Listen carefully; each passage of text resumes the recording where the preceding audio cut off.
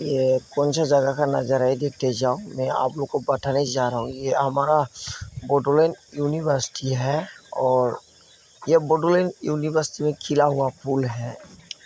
तो यो साथी रोज फूल से बोडोलैंड यूनिवर्सिटी में फूलेको फूल रहेछ अनि यहाँ बोडोलैंड यूनिवर्सिटी को सेवा रोपेको फूलेर बहुत राम्रो फुलेको छ।